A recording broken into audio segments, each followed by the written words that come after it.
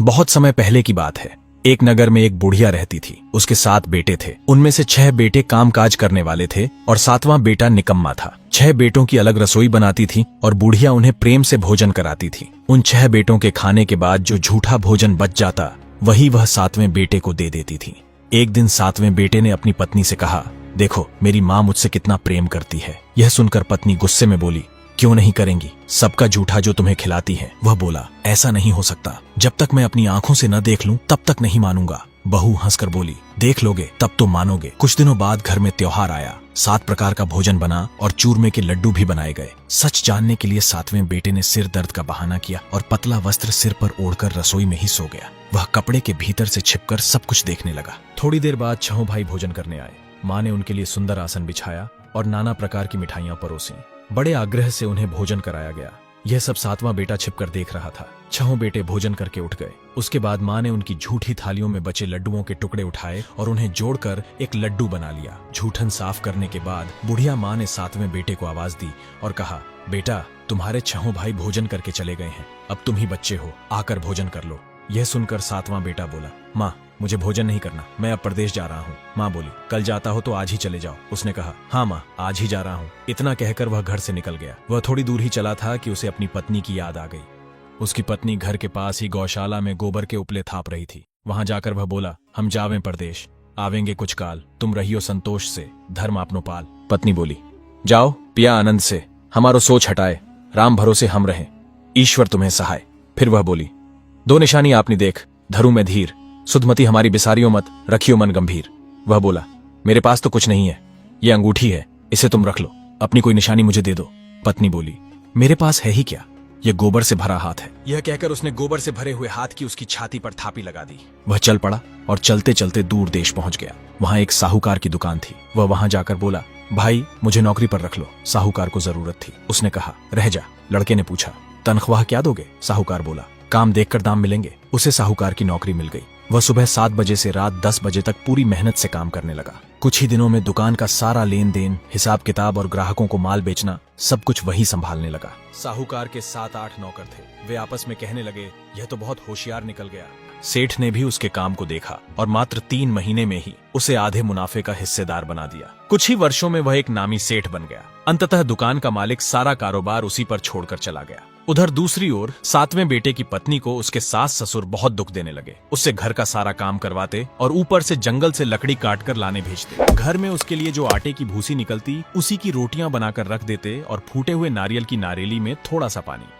एक दिन वह लकड़ी लेने जंगल जा रही थी। रास्ते में उसने देखा कि कुछ स्त्रियां संतोषी माता के व्रत की कथा सुन रही थी। वह भी वहां रुक गई और कथा सुनने लगी। कथा के बाद उस महिला ने पूछा, बहनों तुम किस देवी का व्रत करती हो और इस व्रत से क्या फल मिलता है? यदि तुम इसकी विधि मुझे समझा दो तो मैं तुम्हारा बड़ा एहसान मानूंगी। तब उनमें से एक स्त्री ने कहा, यह संतोषी माता का व्रत है। इस व्रत के करने से जीवन की निर्धनता और दरिद्रता समाप्त हो जाती है और मन की सभी मनोकामनाएं माता की कृपा से पूरी होती हैं। उस भक्तिन ने व्रत की पूरी विधि समझाई। 1.25 अन्ना गुड़ और चना लेना चाहिए। श्रद्धा और प्रेम से जितना बन पड़े उतना सवाया लेना। प्रत्येक शुक्रवार को निराहार रहकर कथा सुननी चाहिए। नियम में कोई बाधा नहीं आनी चाहिए। यदि सुनाने वाला कोई न मिले तो घी का दीपक जलाकर या जल का पात्र सामने रखकर कथा करना जब तक कार्य सिद्ध न हो। नियम का पालन करना चाहिए। कार्य सिद्ध होने पर व्रत का उद्यापन करना चाहिए। 3 महीने में माता फल देती है। यदि किसी के ग्रह गोचर खराब भी हों तो भी माता 1 वर्ष में कार्य सिद्ध कर देती है। उद्यापन में 2.5 सेर आटे का खाजा, उतनी ही खीर और चने का साग बनाना चाहिए। 8 लड़कों को भोजन कराना चाहिए। जहाँ तक संभव हो देवर, जेठ, भाई बंधुओं को। यदि वे न मिले तो रिश्तेदार या पड़ोसी भी चल सकते हैं। यथाशक्ति दक्षिणा देनी चाहिए। उस दिन घर में खटाई नहीं खानी चाहिए। यह सब सुनकर वह बुढ़िया के बेटे की बहू वहाँ से चल पड़ी। रास्ते में उसने लकड़ियां बेच दी और जो पैसे मिले उनसे गुड़ चना खरीद कर संतोषी माता की पूजा की सामग्री तैयार की। आगे चलते हुए उसने एक मंदिर देखा और पूछा, यह किस भगवान का मंदिर है? सभी ने कहा कि यह संतोषी माता का मंदिर है। यह सुनकर वह महिला मंदिर के अंदर पहुंची और संतोषी माता को प्रणाम किया। संतोषी माता से आग्रह करते हुए उसने कहा, माँ मैं निपट अज्ञानी हूँ, व्रत के कोई नियम नहीं जानती, मैं बहुत दुखी हूँ। हे माता जगत जननी, मेरा दुख दूर करो, मैं तेरी शरण में हूँ। माता को इस प्रकार विनती करने पर उस भक्तिनी पर दया आ गई। एक शुक्रवार बीता ही था कि दूसरे शुक्रवार से पहले ही उसके पति का पत्र आ गया और तीसरे शुक्रवार से पहले उस महिला के पति द्वारा भेजे हुए पैसे भी आ गए। यह देखकर उसकी जेठ जेठानी अपने मुंह सिकोड़ने लगे। लड़के ताने देने लगे, काकी के पास अब पत्र आने लगे हैं, रुपया आने लगा है, अब तो काकी के ठाठ बढ़ेंगे। बेचारी सरलता से कहती, भैया कागज आवे रुपया आवे, हम सबके लिए तो अच्छा ही है। ऐसा कहकर आंखों में आंसू भरकर वह संतोषी माता के मंदिर में जा पहुंची। मातेश्वरी के चरणों में गिरकर रोने लगी। माँ, मैंने तुमसे पैसा कब मांगा है? मुझे पैसों से क्या काम, मुझे तो अपने सुहाग से काम है। मैं तो अपने पति स्वामी के दर्शन मांगती हूँ। माता इस बात से प्रसन्न होकर बोली, जा बेटी, तेरा स्वामी अवश्य आएगा। यह सुनकर वह खुशी से पागल होकर घर गई और वहां काम करने लगी। अब संतोषी माता सोचने लगी, इस भोली पुत्री से मैंने कह तो दिया कि तुम्हारा पति आएगा, लेकिन कैसे आएगा? वह तो उसे स्वप्न में भी याद नहीं करता। उसे याद दिलाने के लिए मुझे ही जाना पड़ेगा। इस प्रकार लक्ष्मी माता बूढ़िया के सबसे छोटे बेटे के सपने में प्रकट होकर बोली, साहूकार का बेटा सो रहा है या जाग रहा है? वह बोला, माता, न सोता हूं न जागता हूं, बोलिए आपकी क्या आज्ञा है? संतोषी माता ने कहा, तेरा घर बार कुछ है या नहीं? उसने कहा, मेरे पास सब कुछ है, माता पिता है, पत्नी है, मुझे किसी चीज की कमी नहीं है। तब माता ने उसे बताया, अरे बेटा, तेरी पत्नी घोर कष्ट उठा रही है, तेरे माता पिता उसे परेशान करते हैं, वह तेरे लिए तरस रही है, तुम जाकर उसकी सुध लो। माता की बात का जवाब देते हुए लड़के ने कहा, हाँ माता जी, यह तो मुझे मालूम है, लेकिन जाऊं तो जाऊं कैसे? प्रदेश की बात है, लेन देन का हिसाब है, मेरे पास जाने का कोई रास्ता नहीं है, मैं कैसे चला जाऊं? तब सरस्वती माता ने कहा, मेरी बात मान, सवेरे नहा धोकर संतोषी माता का नाम लेकर दंडवत कर और दुकान पर जाकर बैठ जा। देखते ही देखते सारा लेन देन चुक जाएगा, जमा किया हुआ माल भी बिक जाएगा, शाम होते होते धन का भारी ढेर लग जाएगा। अब उस बूढ़ी माता की बात मानकर वह नहा धोकर संतोषी माता को दंडवत कर घी का दीपक जलाकर दुकान के अंदर जा बैठा। थोड़ी देर में देने वाले रुपए आने लगे, लेने वाले हिसाब लेने लगे। कोठे में भरे सामान के खरीदार नकद दाम देकर सौदा करने लगे। शाम तक धन का भारी ढेर लग गया। इस प्रकार चमत्कार होते देखकर उसके मन में माता का नाम ही बस गया और वह मन ही मन प्रसन्न होता रहा। उसके बाद वह दुकान से घर जा रहा था, तभी उसने अपनी पत्नी के लिए एक सुंदर हार लिया और कुछ सुंदर सुंदर कपड़े भी खरीदे। उसके बाद वह सीधा घर की तरफ जाने लगा। उधर उसकी पत्नी जब जंगल से लकड़ी लाने जा रही थी, तभी वह आते समय थोड़ा थक चुकी थी। वह संतोषी माता के मंदिर के बाहर विश्राम करने लगी, क्योंकि वह रोजाना ही उस स्थान पर विश्राम करने के लिए ठहरती थी। सामने धूल उड़ती देखकर उसने अपनी संतोषी माता से पूछा, हे माता, यह धूल कैसी उड़ रही है? तभी माता ने कहा, तुम्हारा पति आ रहा है। अब तुम ऐसा काम करो, इन लकड़ियों के 3 हिस्से बना लो। एक हिस्सा नदी के किनारे रख दो, दूसरा मंदिर में छोड़ दो और तीसरा अपने सिर पर रख लो। तेरे पति को लकड़ियों का गट्ठर देखकर मोह पैदा होगा। उसके बाद वह यहाँ रुकेगा, नाश्ता पानी करके मुझसे मिलने आएगा। तब तुम लकड़ियों का बोझ उठाकर उसके सामने से जाना। फिर घर जाकर चौक में गट्ठर डालकर जोर से आवाज लगाना, लो सासू जी, लकड़ियों का गट्ठर लो, भूसी की रोटी दो, नारियल के खेपड़े में पानी दो, आज मेहमान कौन आया है। माता जी की बात सुनकर वह प्रसन्न मन से लकड़ियों के 3 गट्ठर बनाती है। एक गट्ठर नदी के किनारे और एक गट्ठर माता जी के मंदिर में रख देती है। इतने में वह मुसाफिर भटकता हुआ नदी के किनारे जा पहुंचा और वहां पर सूखी लकड़ियां पड़ी देखकर उसके मन में आया कि मैं यहीं पर विश्राम करूं और खाना बनाकर खाऊं। फिर थोड़ी देर आराम करने के बाद मैं आगे की ओर प्रस्थान करूंगा।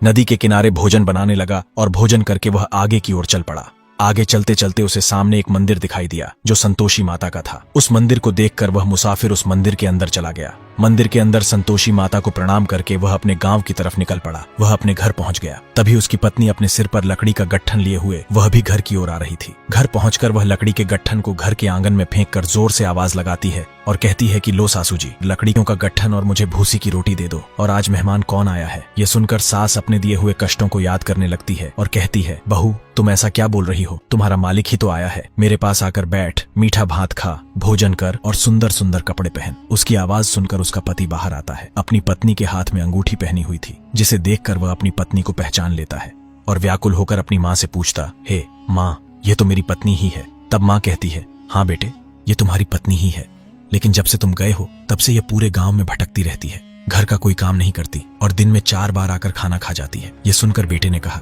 ठीक है माँ, मैंने इससे भी देख लिया और आपको भी। अब आप मुझे हमारे दूसरे घर के ताले की चाबी दे दो, अब मैं उसी में रहूंगा। तब माँ ने कहा, ठीक है, जैसी तुम्हारी इच्छा, और अपने बेटे को दूसरे घर के 3री मंजिल कमरे की चाबी दे दी। उसके बाद बेटा और उसकी पत्नी उस कमरे में सारा सामान रख लेते हैं और एक ही दिन में वह कमरा राजा के महल जैसा ठाठ बन जाता है। और फिर क्या था, बहू सुख भोगने लगी। इतने में एक शुक्रवार फिर आया। पत्नी ने अपने पति से कहा, मुझे संतोषी माता का व्रत करना है। तब पति ने कहा, इसमें पूछने वाली क्या बात है, तुम कर लो। इसके बाद पत्नी व्रत की तैयारी करने लगी। उसने जेठानी के लड़कों को भोजन करने के लिए आमंत्रण भी दे दिया और उसके लड़के भी आने के लिए तैयार हो गए। उसके बाद महिला अपने घर आ गई। तभी पीछे से जेठानी ने अपने लड़कों से कहा, देखो, भोजन करते समय तुम खटाई मांगना, जिससे उसका व्रत पूरा न हो पाए। उसके बाद लड़के भोजन करने चले गए और वहां जाकर उन्होंने खीर पूरी पेट भर कर खाई और फिर उन्होंने खटाई मांगी। तब छोटे बेटे की बहू ने कहा, खटाई किसी को भी नहीं दी जाएगी, ये भोजन संतोषी माता का प्रसाद है। इतने में वे लड़के गुस्से में खड़े हो गए और कहने लगे, तो हमें पैसे ला कर दो।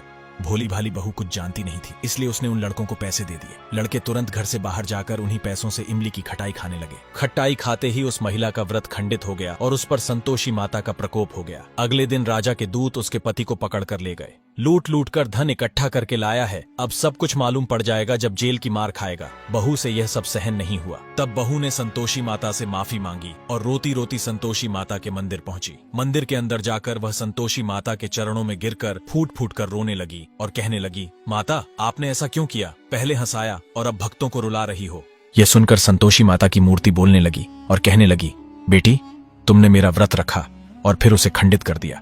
यह सुनकर महिला समझ गई कि मेरी जेठानी के लड़कों ने मेरे दिए हुए पैसों से खटाई खाई, जिस कारण मेरा व्रत खंडित हो गया। यह जानकर महिला ने संतोषी माता से कहा, मुझसे बहुत बड़ा अपराध हो गया, इसके लिए मैं आपसे क्षमा मांगती हूँ। मुझसे अनजाने में जो अपराध हुआ उसे आप क्षमा करें और मुझे बताएं कि मेरा पति कब वापस घर आएगा। तब माता ने कहा, जा पुत्री, तुम्हें तुम्हारा पति रास्ते में आता हुआ मिलेगा। यह सुनकर महिला ने हाथ जोड़कर प्रणाम किया और मंदिर से घर की तरफ चल पड़ी। वह अभी कुछ ही दूर चली थी कि सामने से उसे उसका पति आता हुआ दिखा। पत्नी ने अपने पति से पूछा, आप कहाँ गए थे? पति ने कहा, प्रदेश से जितना धन कमाया था उसका कर राजा ने मांगा था, मैं वही कर भरने गया था। पत्नी हंसकर बोली, यह तो भला हुआ, अब चलो घर की ओर चलें। फिर दोनों चल पड़े। कुछ दिन बाद फिर से शुक्रवार आया। पत्नी ने अपने पति से कहा कि मुझे माता का व्रत दोबारा करना है। पति ने कहा, कर लो। उसके बाद पत्नी अपनी जेठानी के घर जाकर उसके पुत्रों को भोजन के लिए आमंत्रित कराई। जेठानी ने अपने पुत्रों को समझा दिया कि उन्हें वहां जाकर खटाई मंगवानी है और उसका व्रत खंडित करना है। यह समझाकर जेठानी ने अपने पुत्रों को भोजन के लिए भेज दिया। लड़कों ने अपनी मां के कहे अनुसार वहां जाकर भोजन करने से पहले ही कह दिया, हमें खीर अच्छी नहीं लगती, हमें कुछ खटाई ला कर दो। छोटे बेटे की बहू ने कहा, भोजन खाना है तो खाओ, मैं किसी को खटाई नहीं देने वाली। इतना सुनते ही वह लड़के वहां से चले गए। तब छोटे बेटे की बहू अपने गांव के एक ब्राह्मण के घर गई और उसके पुत्र को भोजन करने के लिए बुलाया। ब्राह्मण के लड़के ने भोजन किया। उसके बाद छोटे बेटे की बहू ने उसे दक्षिणा के रूप में एक फल दिया, जिससे उसका शुक्रवार व्रत पूर्ण हो गया और संतोषी माता प्रसन्न हो गई। इसके बाद पति पत्नी पर माता संतोषी की कृपा हुई और नए मास में चंद्रमा के समान पुत्र की प्राप्ति हुई। पुत्र को पाकर पति पत्नी बहुत प्रसन्न हुए और रोजाना संतोषी माता के मंदिर जाने लगे। फिर एक दिन संतोषी माता ने सोचा, यह रोजाना मेरे मंदिर आते हैं, क्यों न मैं आज इनके घर चलूं। यह सोचकर माता ने एक भयानक रूप बनाया। गुड़चने से सना मुख, ऊपर मुंड के समान होंठ, उस पर मक्खियां भिन भिना रही थीं। बुढ़िया के छोटे बेटे की बहू के घर जैसे ही माता ने कदम रखा, बुढ़िया जोर से चिल्लाई, देखो देखो, कोई चुड़ैल डायन मेरे घर की तरफ चली आ रही है, इसे जल्दी भगाओ, नहीं तो ये सभी को खा जाएगी। तभी बुढ़िया के बड़े बेटे माता को भगाने लगे। छोटे बेटे की बहू ने घर के बाहर आए शोर को सुना और रोशनदान से झांक कर देखा। उसके बाद वह जोर से चिल्ला पड़ी और बोली, आज मेरे घर संतोषी माता आई है। ये कहते हुए उसने अपने दूध पीते बच्चे को जमीन पर रख दिया और संतोषी माता की तरफ दौड़ चली गई। ये देख सास गुस्से में आ गई और बोली, देखो कितनी उतावली हो गई है, अब इसे यह भी होश नहीं रहा कि अपने दूध पीते बच्चे को जमीन पर गिरा दिया है। इतना बोलते ही माता का चमत्कार हुआ और चारों तरफ बच्चे ही बच्चे दिखाई देने लगे। सास बड़ी घबरा गई और बोली, बहू ये कौन जादूगरनी है? बहू ने बताया, ये कोई जादूगरनी नहीं है, ये तो मेरी संतोषी माता है जिनका मैं व्रत करती हूँ। यह सुनकर सास और उसके बेटे बहू ने संतोषी माता के चरण पकड़ लिए और विनती करके कहने लगे कि हे माता, हम मूर्ख हैं, अज्ञानी हैं, हमें आपके व्रत की विधि ज्ञात नहीं है। व्रत भंग करके हमने बहुत बड़ा अपराध किया है। इस प्रकार माफी मांगने से संतोषी माता उन्हें माफ कर देती है और ऐसी भक्ति देखकर उन पर प्रसन्न हो जाती है। उसके बाद वह बुढ़िया और छोटे बेटे की बहू एक साथ ही रहने लगती हैं। बुढ़िया उस छोटे बेटे की बहू से बहुत ज्यादा प्रेम करने लगती है और छोटे बेटे की बहू भी अपनी सास के पैर दबाती तथा उनकी खूब सेवा करती है। तो दोस्तों, आपको यह कहानी कैसी लगी कमेंट में जरूर बताएं और ऐसी ही कहानियां जानने के लिए कमेंट में जय संतोषी माता जरूर लिखें।